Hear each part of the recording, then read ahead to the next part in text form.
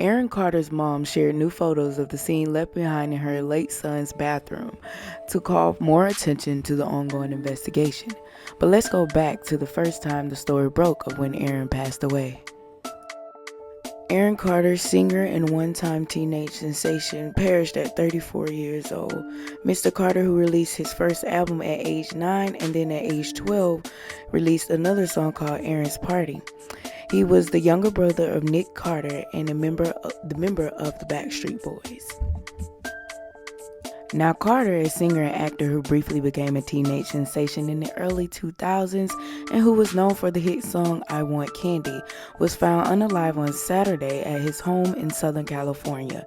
He was 34.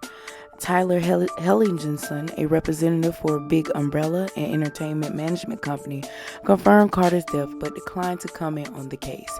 The Los Angeles County Sheriff's Department responded to a call at Mr. Carter's home in Lancaster, California on Sunday and found Mr. Carter unalive at the residence, according to Deputy Lizetta Falcon, a spokeswoman for the department.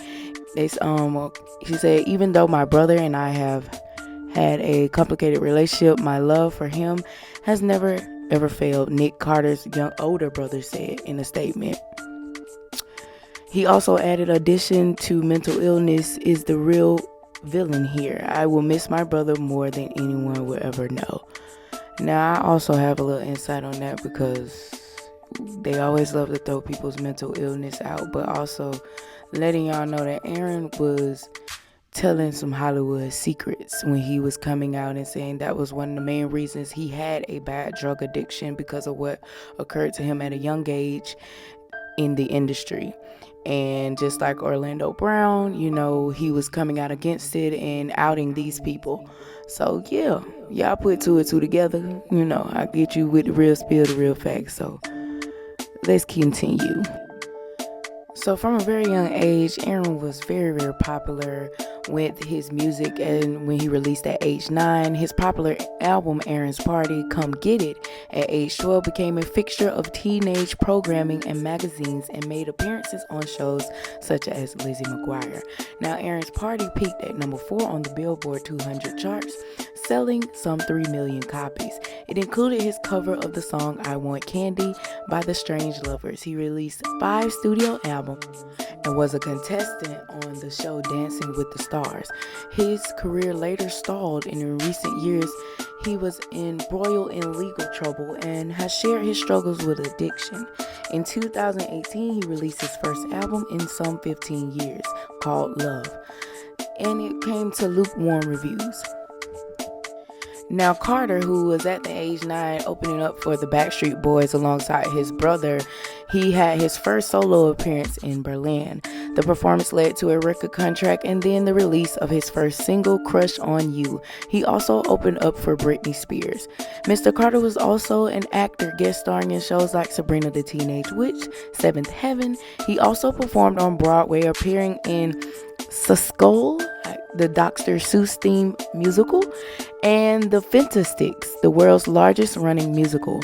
On his sophomore album, Mr. Carter also released the song That's How I Bet Shaq, with a music video featuring the basketball player Shaquille O'Neal, who has said that Mr. Carter once beat him in a game of horse and later asked if he could make a song about it. In 2019, Mr. Carter's brother Nick and twin sister Angel said they had to file a restraining order against him. In a statement at the time, Nick Carter said his brother had confessed to having violent thoughts about his wife and family members.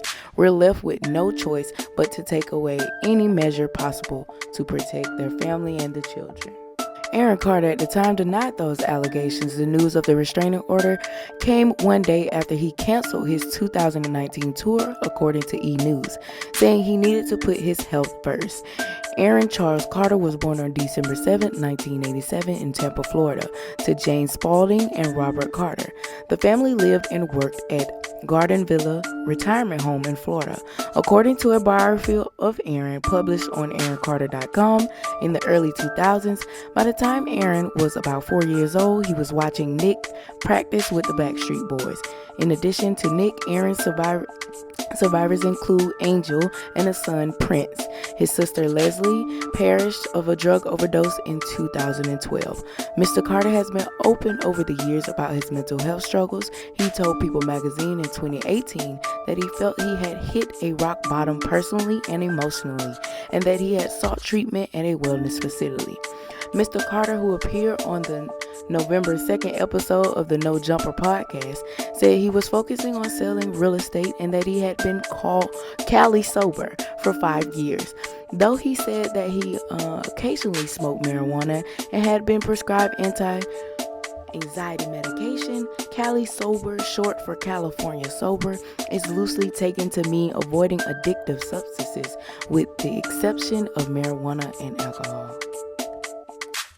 Now let's fast forward to today, where Aaron Carter's mother, Jane Carter, has posted graphic pictures of the bathroom, which showed what appeared to be the feces on the floor and tub filled with green water, and noted that the images weren't taken by law enforcement. She says she's still trying to get a real investigation for the death of her son, Aaron Carter. She wrote on Facebook, adding that she believes the coroner wrote off her son's cause of death as an accidental overdose. They never investigated it as a possible crime scene because of his addiction past. Now, she says, because of my son's mental illness and prescription drug issues, they just wanted it to be something easy that they didn't have the time to inclination to address, she continued. She also said, this won't work for me or Melanie Martin, who is the on-again, off-again fiance of Aaron Carter. She said, or anyone who truly loved him. We want answers. We want justice. There are people who must be held accountable. Jane is hoping legal commentator Nancy Grace agrees to look into their case, but she knows she's busy with the Murdo trial, but it's almost over. The I Want Candy singer was found unalive at his home in the early November, surrounded by cans of compressed air and prescription pill bottles.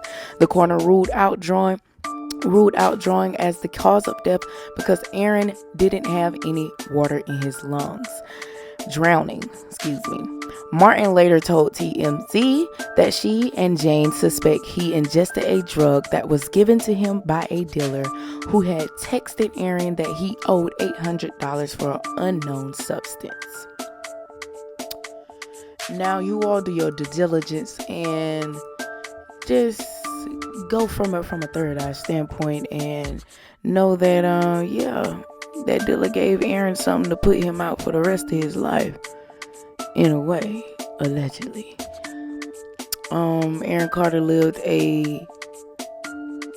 what we could say a tumultuous life of just a lot of trauma that he tried to hide with the drugs and alcohol, and that was something he probably couldn't shake with everything that was going on with him around the family, surrounding the industry and things of that nature.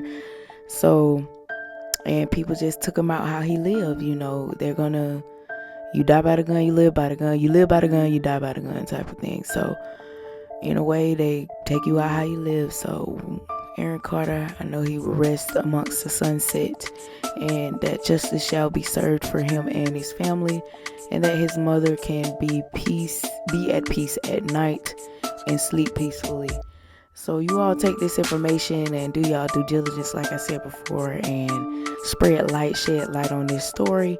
And I'll be back with y'all, because you already know. This all I got for you for right now. But you ain't got to go home, but you got to get the hell up out of here. Peace.